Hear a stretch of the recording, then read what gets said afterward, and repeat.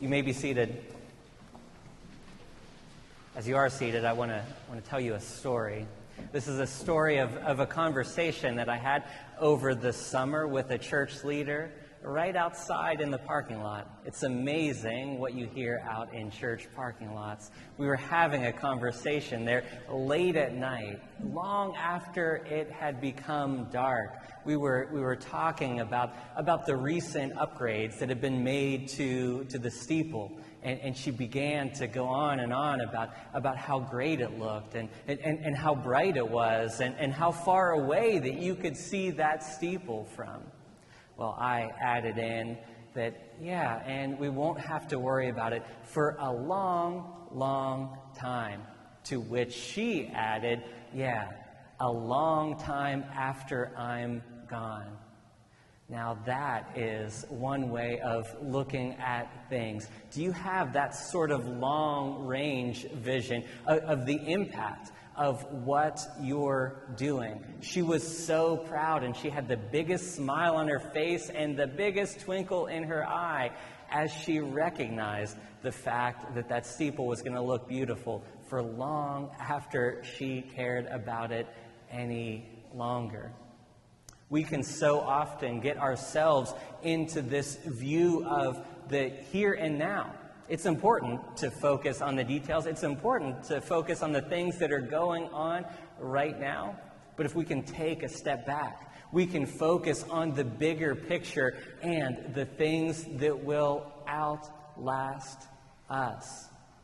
Most people can't get themselves to that place. Most people can't get themselves to the place where they are thinking about and rejoicing over the things that might have a small blessing to them, but really they're going to be blessing other people that they might not even know yet, other people who may not have even been born yet. And yet, even if we can't get ourselves to that place of setting aside our own preferences, Paul encourages us to do so like this. Paul said, instead of each person watching out for their own good, watch out for what is better for others. Can you get yourselves to that place where you set aside your own good in order to focus on what is good for other people? Can you set aside your own preferences in order to get yourself to that place?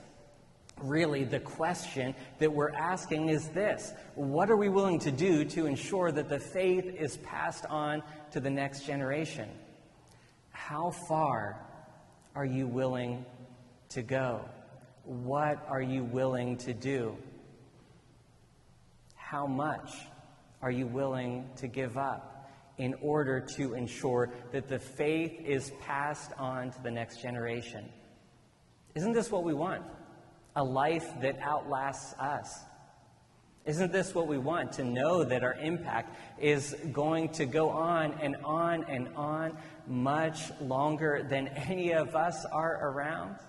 Don't you want this to be a place where your children and your children's children and your children's children's children will feel at home, will feel welcome and accepted and valued, where they want to pursue the same relationship with God that you might be experiencing?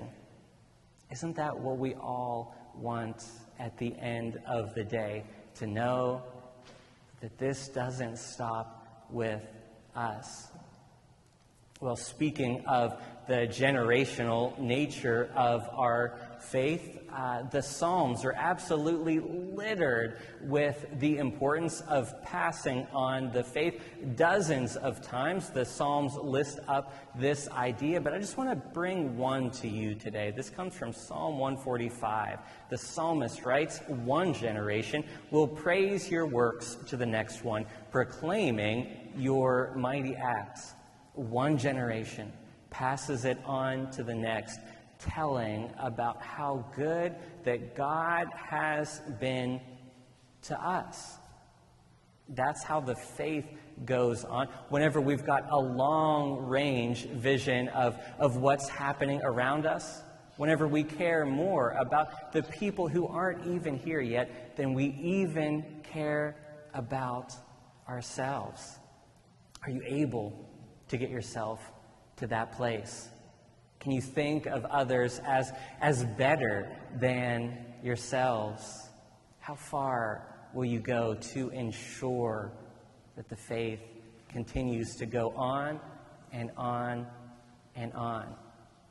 It's no secret that we've been undertaking some projects to ensure that this worship and mission space is around for a very long time yet. We've been making some much needed improvements to ensure that we're able to pass this space on without encumbering others with certain burdens of failing structures and failing systems. You have probably noticed on your walks into this place over, about the past 6 months, lifts outside and various construction equipment. You might not have noticed today because you probably scurried in here to make sure that you didn't get too wet. But those lifts, those construction equipment, they aren't out there any longer. In fact, some of that work, the work of the trim, the flat roof, the steeple, the new columns, all of that work is now completed. And I would say, go out there and stare at it, but again, it's raining. You don't want to go out there today and look at it, and so I thought I would just show you some up-close and personal shots of that.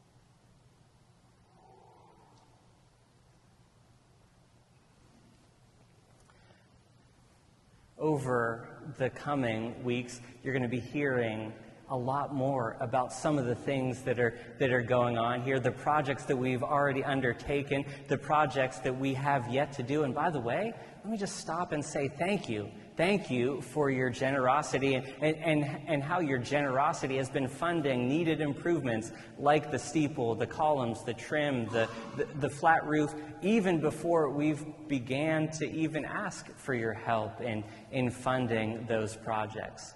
Thank you so much for that. So over the coming weeks, we're going to be engaging in a process of discipleship as we look at these projects and the work that God has before us. We're going to begin next week by expressing gratitude, by thanking God for all that God has blessed us with, and even for how this church has been a blessing in our lives. Next week, whenever you enter into this space, you're going to receive gratitude cards, which you're going to be encouraged to fill out in real time. And so begin thinking now about what you are grateful for. And if you can't be with us next time, or you worship with us online, there's also a link both in the weekly email newsletter and also on the website for how you can go there and fill out gratitude cards to express your gratitude, even if you aren't able to be physically present here with us next time. And then in 2 weeks, we're going to be focusing on ministry impact, on how God is using us here, on how God is using this space right here to be doing great things, and how we believe that God can continue to work with us and work with this space to do even greater things here in Wayne, throughout Pennsylvania, and all around the world. And you're going to have an opportunity to share during this service how this church and how God, through this church, has made a positive impact on your life. But guess what? You don't even have to speak. And so if you think that you could share 1 to 2 sentences about how the ministries of this church have impacted you, I invite you to stay after the service. Downstairs, we're going to have some workshops. And again, you'll hear more about it, but you don't have to say a word. You can share without speaking anything. And on the week after that, and in 3 weeks, we're going to be focusing on faith, on how God has been faithful and what our faithful response to that is. At the end of the month, we're going to be focusing on prayer. Specifically, we're going to be praying, God, what do you want to do through us? And we're going to be ready to move as we pray that prayer, because we're expecting that God will be answering our prayers and telling us to move. And then finally, on the first Sunday of next month, we're going to make our commitments of how much we're going to allow God to do through us, through you, through me. And we're going to have many, many more times to think about this, to ponder this as we go through the process. So my invitation for you is to take part in the process. Start thinking about what you're grateful for. Start thinking about the impact that this church has had on you. Examine your own life of faith and what God might be calling you to do next. You and no one else. Start praying, expecting God to answer you in prayer, and get ready to move. And to aid each of us along this journey, we've got a 28-day devotional that we're going to be participating in together. We've got a few different ways that you can join in on this. There are paper copies out in the lobby, and in addition to the paper copies, if you prefer an electronic one, check your email from the weekly newsletter, and also you can go onto our website and find the electronic version there. Either way, I hope that you'll join with me in reading these devotions each of the next 28 days, starting tomorrow. So don't delay. Be sure that you pick up your copy, either electronic or paper, today, so that we can grow closer to God together as we learn to express gratitude, as we learn to experience faith, and as we participate in a deeply abided and rooted in God prayer life. One more thing about that prayer, by the way. At the end of the month, on the last Sunday of this month, we hope that you'll just make a little bit of extra time.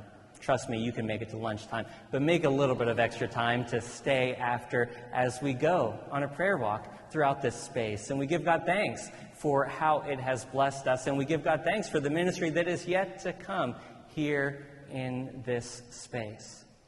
So again, the invitation is open to you to take part in this walk of discipleship as we go through this process together. Look, God needs us. God needs people like you, people like me. God needs us. In a world that is less and less religious, we believe that the church still matters, that the church is still important, that the church is still of value, that the church still has something to bring to this world. Do you believe that? More importantly, do you believe that you are, in fact, the church? And that if these last 2.5 years have taught us something, it's that, yes, we are the church. We can be the church anywhere, but it's still important for us to have a base to gather, to conduct ministry, to grow together, to express gratitude, to give God thanks. And so, we invite you to take part in this process of discipleship together over this next month.